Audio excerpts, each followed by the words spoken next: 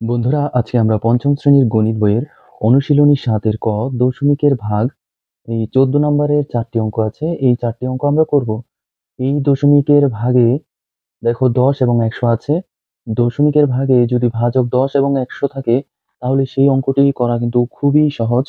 দেখো বন্ধুরা, দশমিকের ভাগ অঙ্কে ভাজক যদি ১০, ১০০ এইরকম থাকে তাহলে যে নিয়মটা দেখো, এখানে যে ভাজ্যের ঘরে দশমিক যেখানে আছে, এই যে দেখো এখানে দশমিক আছে। তো যেহেতু এটা ১০ দিয়ে ভাগ করব তাই এক ঘর বাম দিকে এই দশমিকটি সরে আসবে। আর যদি এখানে ১০০ থাকতো তাহলে ২ ঘর বাম দিকে সরে যেত। আচ্ছা, আগে এটা সম্পূর্ণটা লিখি। ২, ৪, ৭। তাহলে এটা এক ঘর বাম দিকে চলে যাবে, অর্থাৎ এখানে চলে আসবে। তো সবার ১ম এ যদি দশমিক থাকে তাহলে একটা শূন্য বসিয়ে দিতে হয়। এবার দেখো, যেহেতু ভাজ্য ছোট এবং ভাজক বড় আছে তাহলে বুঝতে হবে এটাও দশমিকের ভাগ। তাহলে এই যে ভাজ্যটা এখানে লিখছি। দেখো এখানে কিন্তু দশমিক নাই। আর এই যে এখানে ১০ একটা শূন্য আছে। তো আমরা এক ঘর বাম দিকে দশমিক দেব। এই দশমিকের আগে একটা শূন্য দিতে হয়।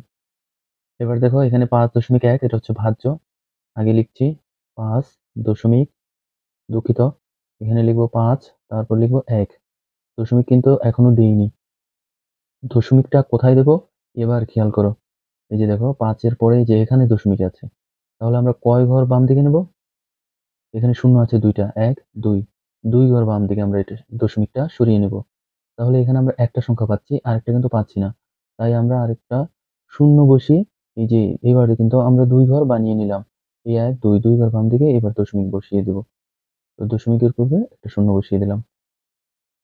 এবার দেখো এখানে ৪২ আর এখানে ১০০ দশমিক কিন্তু নেই।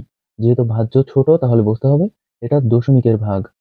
তো সবার ১ম এ ৪২ এখানে বসিয়ে নিচ্ছি। এবার কয় ঘর বাম দিকে বসাবো? ১, ২, ১, ২। ২ ঘর বাম দিকে এই যে দশমিক বসিয়ে দিব। তো দশমিকের পূর্বে এই যে একটা শূন্য বসিয়ে দিলাম। দেখো এই ভাগ অঙ্ক করাটা কিন্তু খুবই সহজ এবং ১০, ১০০, ১০০০ যুক্ত ভাগ অঙ্ক করার মূল নিয়মই কিন্তু হচ্ছে এটা। তবে পরীক্ষার সময় যদি বিস্তারিত অঙ্কটি করতে বলে তাহলে তুমি কিভাবে করবে? আমার এর আগে দশমিকের ভাগ অঙ্ক নিয়ে ভিডিও ছিল, সেটা যদি দেখে থাকো তাহলে তোমরা নিজেরাই পারবে। তারপরও আমি ২ টি ভাগ অঙ্ক তোমাদের করে দেখিয়ে দিচ্ছি। ১ম এ আমরা ২ এর মধ্যে করব। দেখো ২ কিন্তু ছোট যাচ্ছে না, তাহলে ০ দিয়ে করতে হবে। ১০, ০, ০। এবার বিয়োগ করব, বিয়োগ করলে হয় ২। এবার ভাজ্যর যেখানে দশমিক থাকে সেখানে কিন্তু দশমিকটি, ভাগফলেও কিন্তু সেখানে দশমিক বসিয়ে দিতে হবে।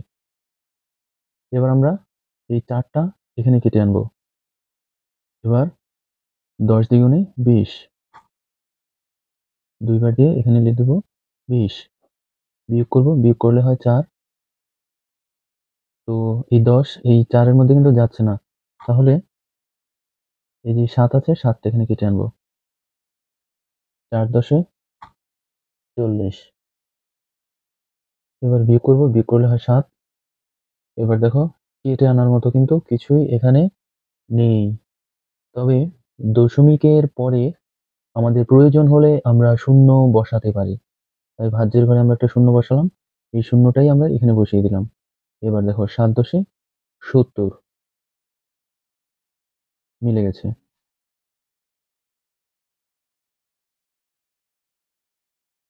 উত্তর ০.২৪৭। এবার ২ নাম্বারটি করে দেখাচ্ছি। দেখো বন্ধুরা, এটা যদি আমরা ১ দিয়ে করি তাও কিন্তু যাবে না। তাই আমরা ০ দিয়ে করব। ১০ ০ ০। বিয়োগ করব, বিয়োগ করলে হয় ৩। এবার কি করব? এখানে আমাদের আরেকটা শূন্যর প্রয়োজন। এখানে যদি আমরা আরেকটা শূন্য বসাতে পারি তাহলে কিন্তু আমরা ভাগটা চালিয়ে যেতে পারব। তো এইজন্য আমাদের কি করতে হবে? এখানে যদি একটা শূন্য থাকতো তাহলে ওই শূন্যটা আমরা এখানে কেটে আনতে পারতাম। তো এখানে একটা শূন্য বসাচ্ছি, কিন্তু এই শূন্যটা কিন্তু এমনি, এমনি বসানো যাবে না। তার বাম দিকে একটা দশমিক বসিয়ে নিতে হবে।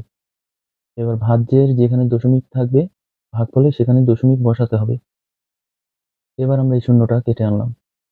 ৩ দশে ৩০ মিলে গেছে। আশা করি বন্ধুরা বুঝতে পেরেছ।